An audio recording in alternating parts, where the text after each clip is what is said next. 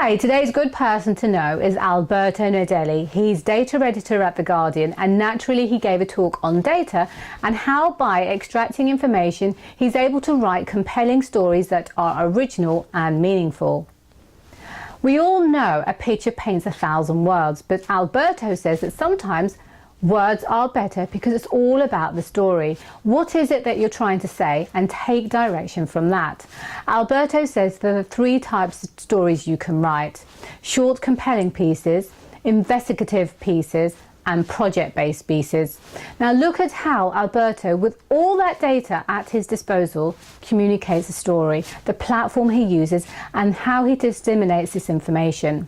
I have annotated throughout this video to make it as relevant to you as possible. So I hope you enjoy it, and thank you for watching. There is a very important difference between data and knowledge. It is true that most data has been produced fairly recently. It is not true that most human knowledge has been produced over the past couple of years. That's one of the biggest opportunities which data provides, is always being able to look at issues and angles, look at issues and stories from different angles, and trying to be original and meaningful in the way that we tell those stories. Fundamentally, what we're doing is trying to tell stories, and there's many different ways that you can tell a story. Sometimes, even in 2015, words still work better than any other format. Sometimes a picture is the best format. Sometimes it's a graph, sometimes it's a video, it's a visual and interactive.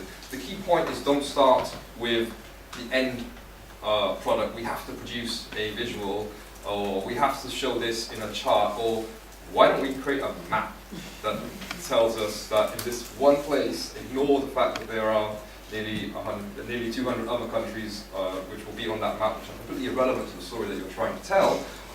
But let's use a map anyway, because this has something to do with geography. The key thing is to start with the story. What is the story that you are trying to say? What is the point and the insights that you are trying to communicate? And what is the best and most compelling format to tell that story in? One metric, for example, that we look at a lot is how much time are people spending on a page. If you see that the average time that people spend on a page is less than a minute, if you produce something that takes 10 minutes to consume, it means that most of the stuff that you've written or produced, people are going to ignore.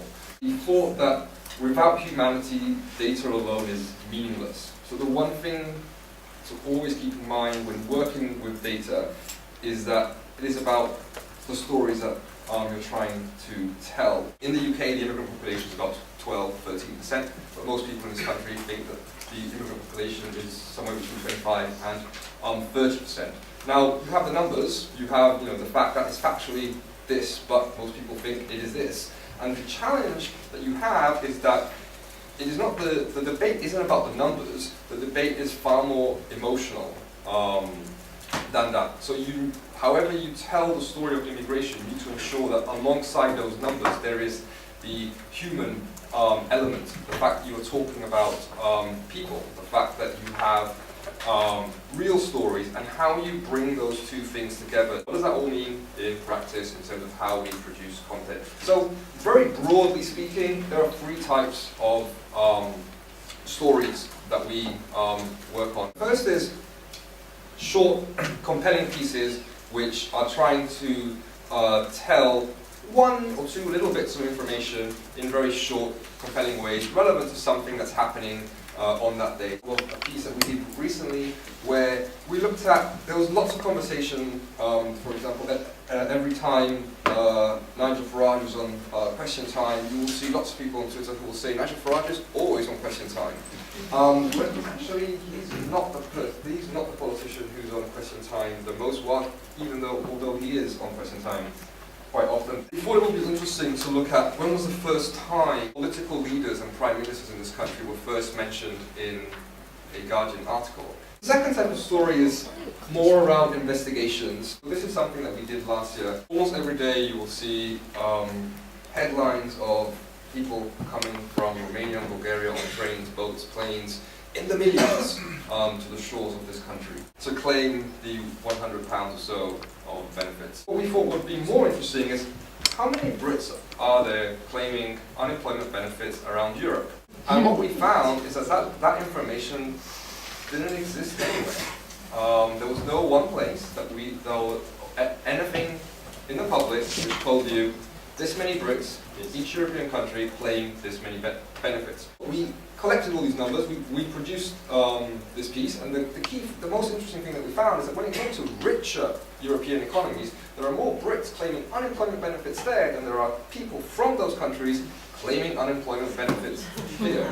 We sent a reporter to Poland to find the one Brit claiming unemployment benefits. We got a quote from the Italian Prime Minister on the need to look at immigration and as Europeans to be more open for that piece. And it was one of the most successful pieces we did. It's really about the insightfulness and the interest of those numbers versus the numbers per se. The final thing is more like project-based. So this is something that we're doing for the election. It's a projection of polls, so what would happen, it's not a prediction, what would happen if the election were to take place today. We take every single poll produced at a constituency in the various nations, and at a national level we adjust those figures, and every day it says, consider all those numbers, all these adjustments, this is what Parliament would look like. It will update as new numbers are added into the system. Then we look at the change, so what's changed since the last election, and who's winning and who's gaining, and from whom. And again, this is all dynamic, and each of these bits can be embedded into any piece or article or shared socially. The key thing is most people in the world aren't as interested as I am in polls. So our challenge there was, how do we make polling interesting for normal people? So we started off from a very, very long list of things that I thought were going to be interesting for people. That list of many items eventually became a very short list of most people being interested in these things. What I liked about Alberto's talk was how he used his data and the examples that he gave to illustrate his point. So I hope you enjoy this video. Please subscribe to see more, and thank you for watching.